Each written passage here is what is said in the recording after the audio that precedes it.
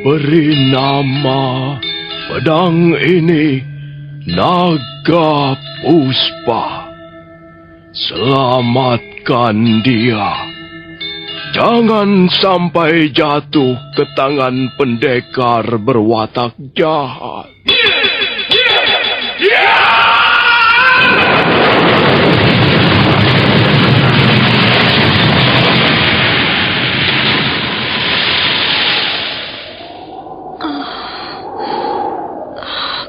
Kakang Kamandanu, kau masih juga tidak percaya bahwa aku mencintaimu.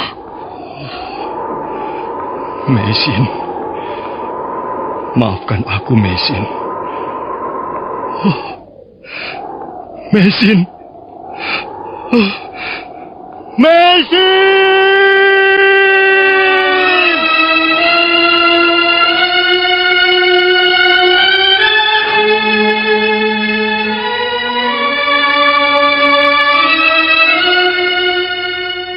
Tutur Tinula.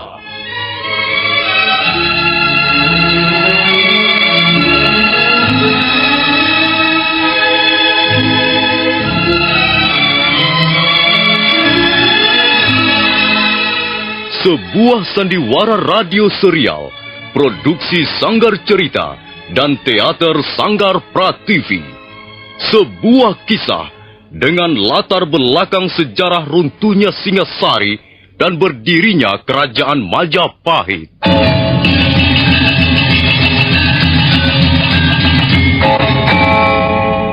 Sandiwara ini didukung oleh pemain-pemain radio yang sudah ternama.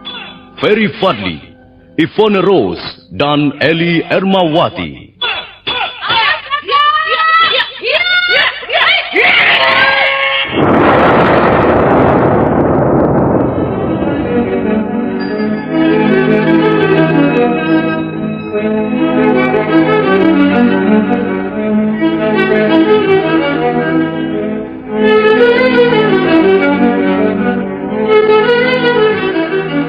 Cerita ini ditulis dan disusun oleh S. Tijab.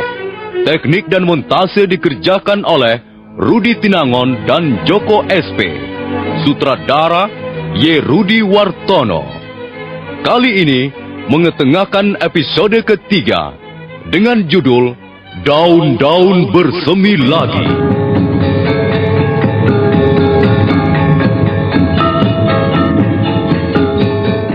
Dalam seri yang ke-70 ini didukung oleh para pemain Edi Dosa sebagai Lo Sisan, Eli Ermawati sebagai Meisin, Burhan sebagai Aki Pamiji, Ani Ruslianti sebagai Nyai Pamiji, M. Pratomo sebagai Kebo Kluyur, Lukman Tambose sebagai Empu Tong Bajil, Haryoko sebagai Empu Renteng, dan pembawa cerita Nusri.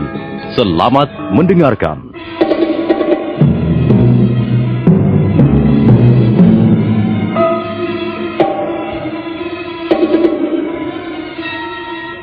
Nyai Pamiji, wanita setengah tua itu pergi membeli keperluan dapur dan ramuan obat di warung yang sudah menjadi langganannya. Pulangnya, dia merasa diikuti orang. Dia menjadi cemas dan dia sangat kesal karena Aki Pamiji terlalu lama membuka pintu rumahnya. Aki, buka pintunya, cepat! Aduh, orang tua itu apa sudah budak ya? Aki! Ada apa, Nyai? Sudah. Tutup dulu pintunya. Tutup dulu pintunya. Napasmu sampai kembang kempis, Nyai. Apa kau baru saja berlari-lari? Ada yang telah mengejarmu, Nyai? Ada yang membuntuti aku. Dia terus mengikuti langkahku sejak aku meninggalkan warung Nyi Jayamani. Mungkin itu hanya perasaanmu saja, Nyai. Kau merasa diikuti orang, padahal mungkin orang itu punya tujuan yang lain, bukan mau mengikutimu. Mungkin saja arah perjalanannya sama. Aku bukan anak kecil yang tidak tahu dibuntuti orang, Aki. Jelas dia terus-menerus mengikuti aku. Kalau aku berhenti, dia juga berhenti. Lalu bersembunyi di balik pohon atau pura-pura mencari sesuatu di sela-sela rumput, tahu? Kalau benar apa yang kau katakan itu, sebaiknya kita sembunyikan mereka. Aki, mengapa tidak kita suruh saja mereka itu pergi? Oh, jangan. Kasihan. Istrinya belum sembuh benar. Tapi mereka bisa menyeret kita ke dalam kesulitan. Belum lama, ada pasukan berkuda mondar-mandir di depan rumah Nyi Jae Manis. Kabarnya, mereka mencari buronan yang bersembunyi di sekitar desa Jasunungka, tahu? Tapi aku tidak sampai hati menyuruh pergi orang yang sedang sakit. Tunggulah 2 atau 3 hari sampai istri Tuan Lo pulih keadaan tubuhnya. Sudahlah, Nyai. Aku harus menyembunyikan mereka di belakang rumah kita ini. Kau tunggu saja di sini, Nyai. Aku tidak akan lama.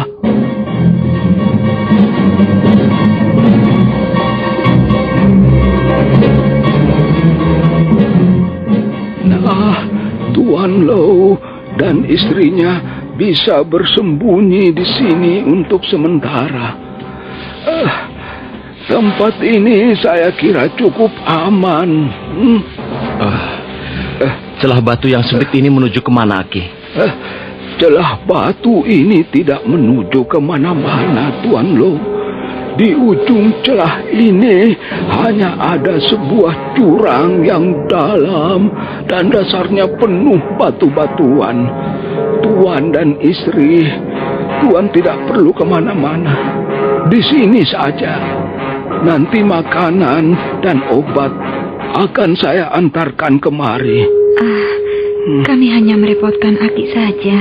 Jangan berkata begitu, Nyonya Lo. Watak bangsa kami tak jauh berbeda dengan bangsa Tuan dan Nyonya Lo. Kami senang bersahabat dan ringan tangan membantu orang yang sedang kesusahan. Nah, Tuan dan Nyonya tunggu di sini. Tenang-tenang saja. Tempat ini terlindung dari angin lembah yang keras. Terima kasih, Aki.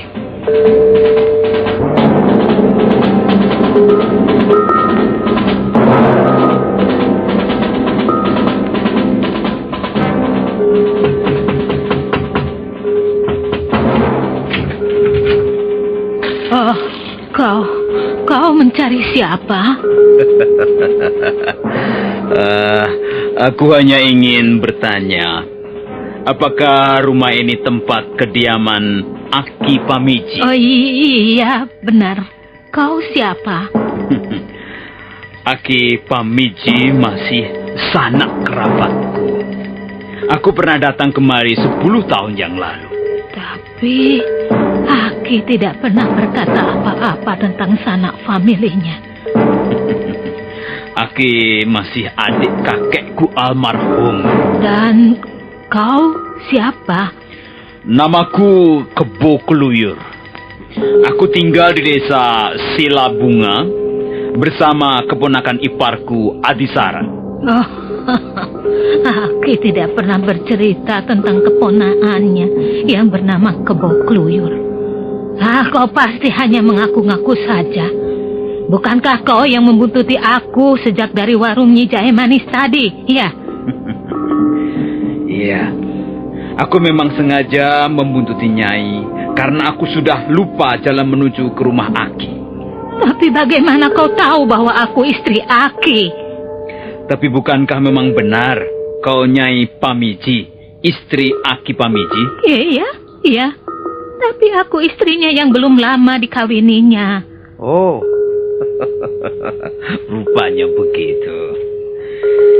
Ya, namanya kebetulan. Aku hanya menduga-duga saja, Nyai. Aku pun sudah lupa seperti apa wajah istri Aki yang dulu. di mana Aki sekarang? Buat apa kau mencarinya? Aku ingin menanyakan sesuatu. Barangkali Aki bisa memberikan keterangan sedikit. Keterangan tentang apa? Aku sedang mencari jejak 2 orang pelarian. Apakah Nyai melihatnya? Tidak. Aku tidak melihatnya. Nah, itu Aki datang. Tanyakan saja padanya. Mungkin dia melihatnya.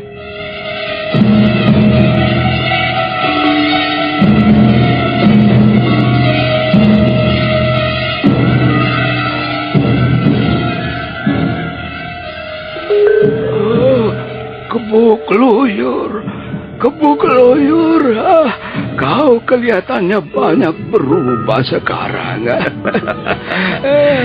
Iya, Aki. Aku mengunjungi Aki 10 tahun yang lalu. Iya, istriku yang lama sudah meninggal. Wanita setengah tua itu tadi nenekmu yang baru, Kebuk luyur. Rupanya Aki masih bersemangat hidup berdampingan dengan lain jenis ya. Bukan begitu. Iya, mungkin itulah sebabnya Aki tetap kelihatan awet muda. Masih seperti baru 50 tahun. Kau ini ngawur saja. Bagaimanapun juga, umurku sudah mendekati 1 abad. Aku sudah hidup di 3 zaman. Iya. Kalau aku kawin lagi, itu hanya untuk sekedar berteman saja. Sekarang kau di mana, Kebuk luyur? Dan apa usahamu? Aki, orang tuaku sudah tidak ada lagi. Ya, dan saya sekarang bekerja untuk pemerintah Kediri. Untuk sementara ini, saya di Jasun Bungkal bersama teman-teman, para pendekar lain dari berbagai golongan dan perguruan. Iya, itulah memang keinginan dan cita-cita orang tuamu.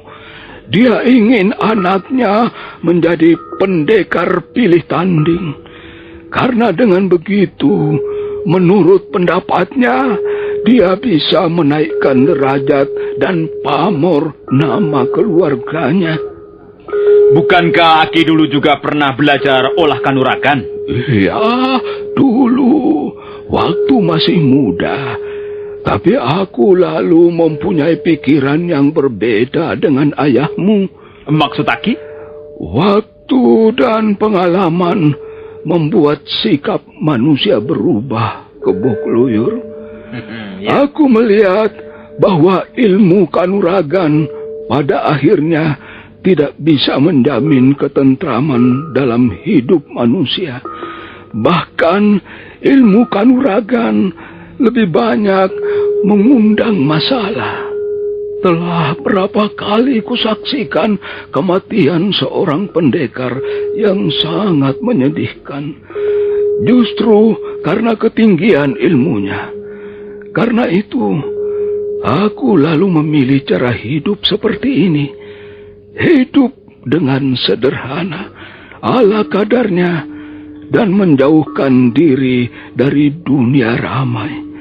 Apalagi setelah nenekmu meninggal beberapa tahun yang lalu. Hidup ini terasa sangat sepi. Sepah, sepi, lir, asepah, samun. Hidup seperti tawar dan hampa. Tiada rasa nikmatnya sama sekali. Barangkali itulah sebabnya Aki mengambil istri lagi. Ya, itu salah satu alasannya. Tapi aku pun mengenakan persyaratan. Yang penting, wanita itu jangan banyak bertingkah dan menuntut. Aku ini sudah terlalu tua, Kebuk luyur. Aku hanya butuh teman untuk bicara, untuk menghayal bersama-sama. Iya. Iya, Kebo Keluyur. Iya. Kau ada keperluan khusus datang ke rumahku atau hanya sekedar mampir saja? Saya ada sedikit keperluan, Aki. Eh, Barangkali Aki dapat membantu. iya. Saya sedang melacak jejak 2 orang pelarian. Mereka laki-laki dan perempuan, suami istri. Iya. Mereka orang asing. Ciri-cirinya berkulit putih, bermata sipit, dan berpakaian serba sutra. Yang perempuan sedang terluka. Apakah Aki pernah melihat mereka? Aneh sekali. Mengapa mereka dikejar-kejar? Mereka orang asing, Aki. Bukan warga negeri ini. Kau ini bagaimana, Kebo Keluyur? Apa salahnya menjadi orang asing? Kita sendiri pun seringkali merasa menjadi orang asing, sekalipun hidup di negeri sendiri. Jadi Aki melihat mereka? Aku tidak mengatakan begitu. Aku hanya ingin tahu, kalau orang dikejar-kejar, diburu, tentulah dia mempunyai kesalahan. Kecuali mereka itu binatang yang ingin disantap dagingnya. Begini, Aki. Pemerintah Kediri tidak ingin kesusupan mata-mata musuh. Dan 2 orang asing itu dicurigai sebagai mata-mata musuh. Mereka harus ditangkap dan diperiksa. Apakah ada alasan untuk mencurigai mereka, Kebo Keluyur? Tentu saja ada, Aki. Dan kecurigaan pemerintah semakin bertambah besar. Karena mereka tidak mau diperiksa dan malah memilih jadi buronan. Begitu. Sayang sekali. Aku tidak pernah melihat orang yang ciri-cirinya seperti yang kau sebutkan tadi, Kebo Keluyur. Aki, kalau begitu, ya sudahlah. Saya mau minta diri, Aki. Mengapa kau tidak menginap barang semalam, Kebo Keluyur? Tidak, Aki. Terima kasih. Saya masih banyak urusan. Terima kasih, Aki. Kebo Keluyur baru mau beranjak melangkah pintu, ketika tiba-tiba matanya melihat sebuah benda yang berkilat-kilat di atas tanah.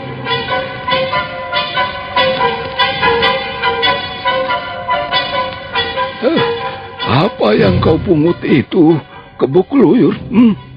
Sebuah peniti perak dengan tulisan dan hiasan bangsa asing. Milik siapakah benda ini, Aki? Mana aku tahu. Aki, jangan berdusta.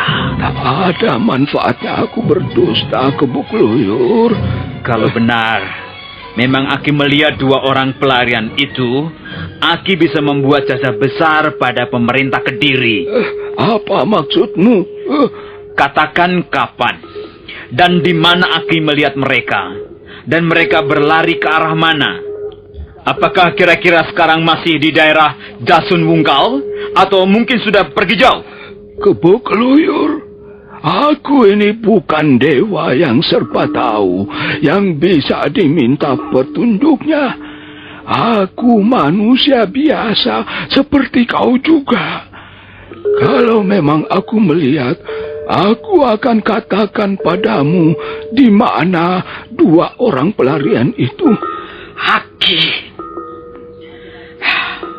ini ada hadiah 10 ringgit. Terimalah. Kebo Keluyur, kau jangan main-main denganku. Saya tidak main-main, Aki. Saya bersungguh-sungguh. Bahkan kalau Aki bisa menunjukkan tempat persembunyian mereka, wah, Aki akan menjadi orang kaya mendadak. Juragan saya akan bersedia memberi hadiah yang jauh lebih besar. Mungkin 20 atau 30 ringgit. Kebo Keluyur, sudah aku katakan, aku tidak tahu. Apa kau tidak dengar? Kau tidak perlu menyuap aku, dan aku tidak membutuhkan hadiah-hadiah semacam itu. Aki, sekalipun kau masih sanak familiku, masih kerabat dekat, tapi aku tak ambil peduli dengan nasibmu. Karena itu, salahmu sendiri. Sudahlah, Kebo Kluyur. Tak perlu kau mengancam aku. Sekali lagi ku tegaskan, orang yang kau cari tak pernah kulihat dan kutemui.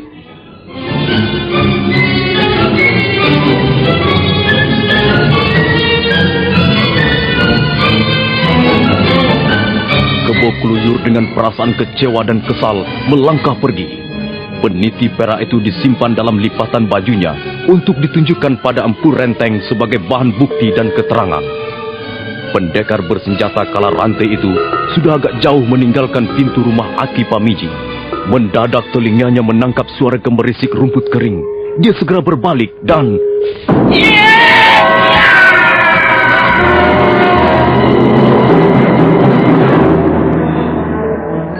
Kau rupanya. Mengapa mengikuti aku, Nyai? Kebo Kluyur, kau mau pergi kemana kau sekarang ini? Ke rumah tunjunganku. Ada apa? Kau tidak akan melapor pada junjunganmu, bukan? Oh, jangan Kebo Kluyur. Semua ini memang salah Aki. Dia memang terlalu baik. Aku sudah memberikan nasihat dan peringatan, tapi dia tetap teguh pada pendiriannya yang amat bodoh. Kau ini bicara soal apa, Nyai? Coba terangkan. Terangkan yang jelas. Aku bicara tentang 2 orang pelarian yang kau cari-cari itu. Oh, benar, Nyai? Nyai tahu di mana mereka? Tunggu dulu, Kebo Kluyur. Sebelum aku ceritakan padamu, aku ingin kau jelaskan lagi tentang hadiah itu. Jangan khawatir, Nyai. Jangan khawatir. Kalau memang Nyai dapat menunjukkan di mana 2 orang itu, Nyai akan mendapat hadiah uang yang cukup besar. Untuk sementara, Nyai akan aku beri 10 ringgit. Ini, terimalah. Di mana, Nyai? Di mana mereka bersembunyi? Katakan. Cepat. Sabar dulu, Kebo Kluyur. Kau akan segera tahu di mana persembunyian mereka. Tapi sabar dulu. Apakah keterangan yang kuberikan hanya berharga 10 ringgit ini, Kebo Kluyur? Jangan khawatir. Nanti akan ditambah. Kalau nanti mereka sudah ditangkap, Nyai bisa terima paling tidak 20 ringgit. Bukankah jumlah yang lumayan besar, Nyai? Nyai bisa membeli bermacam-macam barang berharga dengan uang sebanyak itu. Apakah kau tidak berbohong, Kebo Kluyur? Untuk apa aku bohong, Nyai? Pemerintah Kediri memang cukup adil. Orang-orang yang berjasa pasti akan diberi hadiah yang sepadan dengan jasanya. Iya, kalau begitu, kemarilah. Kau akan kuberitahu di mana Aki menyembunyikan 2 orang pelarian itu.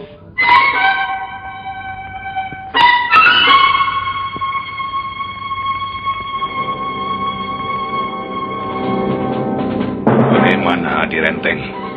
Belum juga ada kabar beritanya. Saya sempat memergoki mereka, Kakang Bajil. Tapi saya biarkan mereka kabur, mengingat bahaya yang ditimbulkan senjata pendekar asing itu. Tapi Kakang Bajil tidak usah khawatir. Adisara berhasil melukai perempuannya, dan mereka tentu tidak akan mampu melarikan diri jauh-jauh, Kakang. Di mana kau memergoki mereka? Di tengah jalan antara desa Pakahuli dan Jasun Wungkal. Mereka lalu melarikan diri ke tengah hutan-hutan jati di bagian utara desa Jasun Wungkal. Nah, itu Kebo Kluyur datang, Kakang. Mungkin dia membawa keterangan yang kita butuhkan, Kakang Bajil. Sini, maju sini, Kebo Kluyur. Baik, tuanku Tong Bajil. Bagaimana hasil pekerjaanmu? Sudah kau temukan di mana tempat persembunyian 2 pendekar asing itu? Sudah, tuanku. Sudah saya temukan. Kepogluyur, kau harus bicara yang benar. Ya, Tuan. Tapi memang saya sudah menemukan tempat persembunyian mereka, Tuan Renteng. Di mana? Cepat katakan. Tuan Tong Bajil, di pinggiran desa ini ada sebuah rumah gubuk sederhana, milik seorang kakek yang bernama Aki Pamiji. Di rumah orang tua itulah mereka bersembunyi. Bagaimana kau bisa tahu? Aki Pamiji masih sanak keluarga saya, Tuan. Dan saya mendapat keterangan dari Nyai Pamiji, istrinya. Bagus. Kalau begitu, kita harus segera mengadakan persiapan untuk menyergap mereka. Hadir Renteng, siapkan 20 orang bersenjata lengkap. Baik, Sekarang juga kita berangkat. Baik, kakak.